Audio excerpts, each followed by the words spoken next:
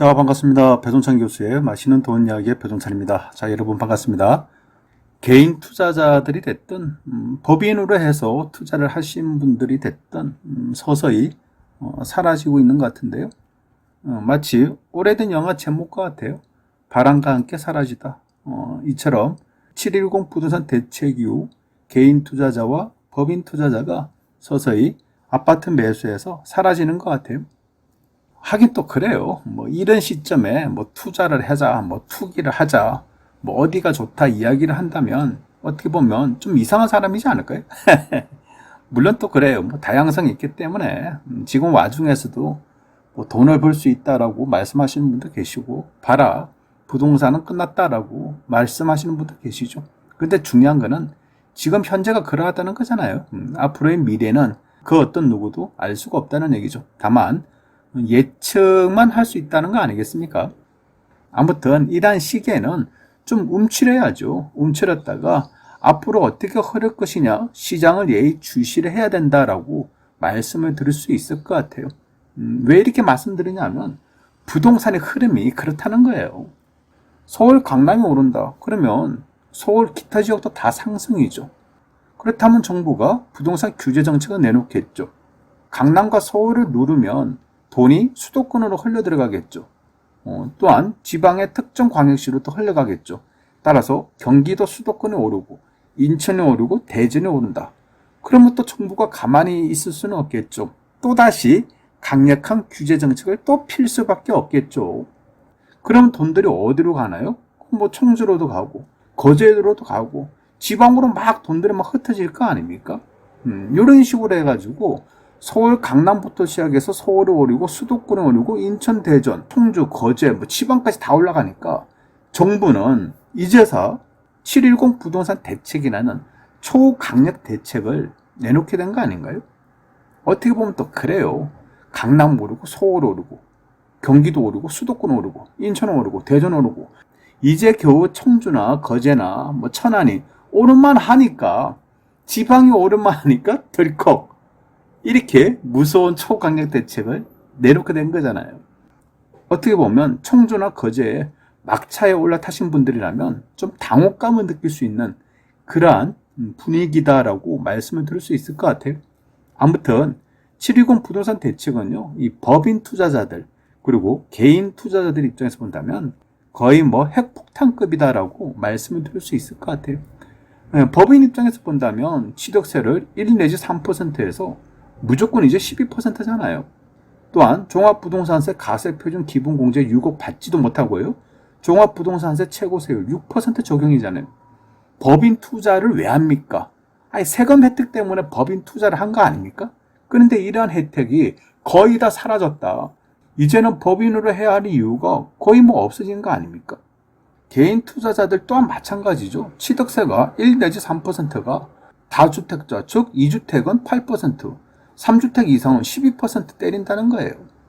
그리고 종합부동산세가 거의 2배로 인상이 되고, 양도소득세 1년 미만 70%, 2년 미만 60%로 단기 매매에 대한 초강력 부동산 대책이 이렇게 쏟아졌다는 얘기예요. 거의 핵폭탄급이다. 부동산 정보 사이트인 부동산 124의 자료인데요. 전국 아파트 거래 중에 법인의 매입 비중 월간 추이를 살펴본다면요. 2017년 중반으로 놓고 보면 2.5%예요. 2017년도 6월달, 7월달, 8월달에는 거의 2% 미만에 이렇게 차지를 했다는 얘기입니다.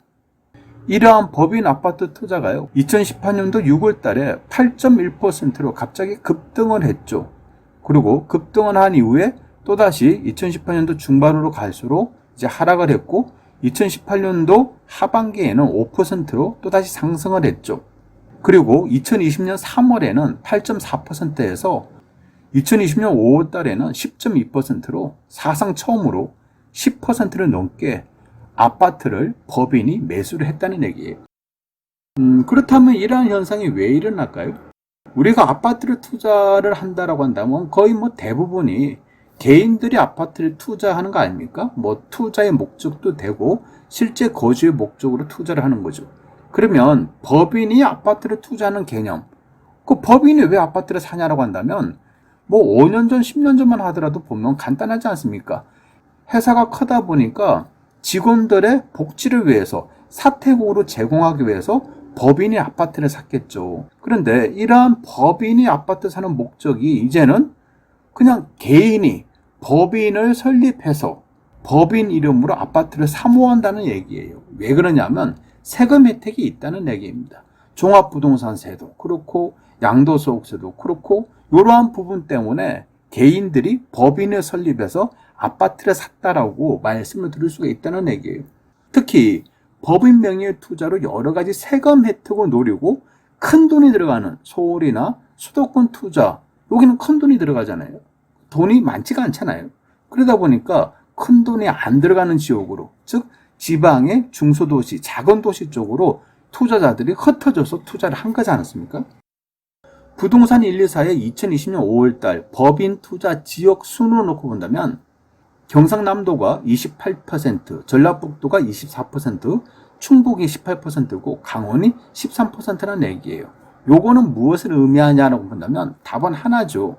법인 투자를 이처럼 지방으로 많이 흩어져서 투자를 하고 있다라는 얘기죠. 그런데 실제적으로 본다면 말이 법인이지 그 내부를 보면 개인들이 법인을 설립해서 이처럼 많이 투자를 했다라고 말씀을 드릴 수가 있다는 얘기입니다. 하지만 이번 710 부동산 대책으로 인해서요, 법인 투자자들과 개인 투자자들의 실제 이익이 상당히 떨어진다는 것을 이제 우리는 알 수가 있다는 얘기예요. 언론을 통해서 보면요, 지방 모 지역의 분양권 프리미엄이 그냥 일순간에 마이너스 2천만 원이 하락했다는 얘기입니다. 그리고 지방 모 지역의 아파트 한 단지의 매매 거래량이요, 6월 달에는 44건이었는데요. 7월 달에는 5건밖에 이루어지지 않았다는 얘기입니다. 이 이야기는 뭐냐? 실제적으로 분양권 프리미엄들이 떨어지고 있고 거래량 또한 급격하게 줄어들고 있다는 사실을 알 수가 있다는 얘기죠. 물론 급격한 거래량의 감소는요, 지방뿐만이 아니죠.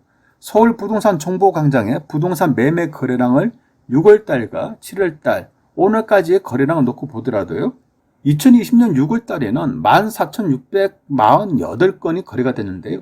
7월 달 현재까지 21일 현재까지 2,524건밖에 거래가 이루어지지 않았다는 얘기예요. 물론 7월 달에 아직 3분의 1이 남았죠. 하지만 또 역으로 표현할까요?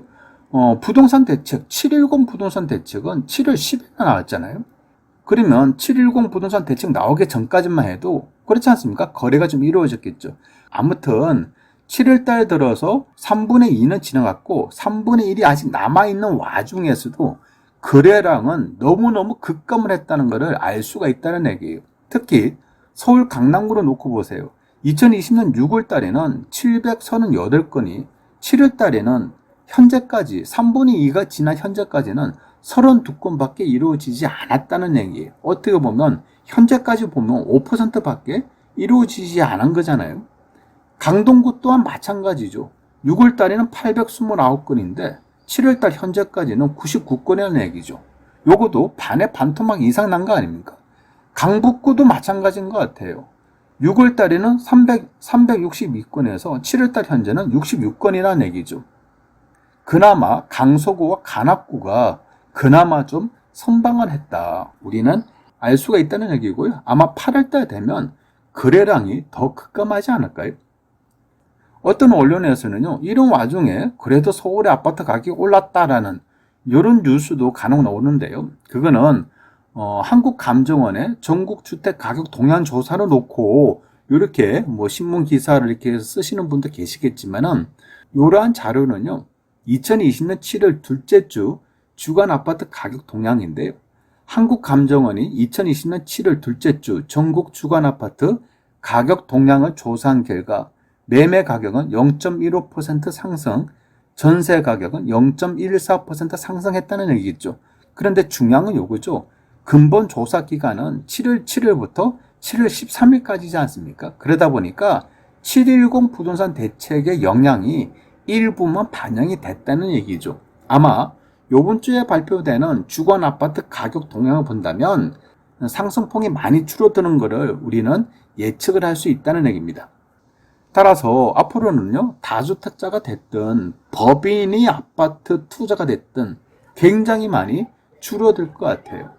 어떻게 보면 영화 속의 한 장면처럼 바람과 함께 일정 기간은요, 사라질 수 있을 것 같아요. 이상까지 배종찬 교수의 맛있는 도움 이야기였습니다. 감사합니다.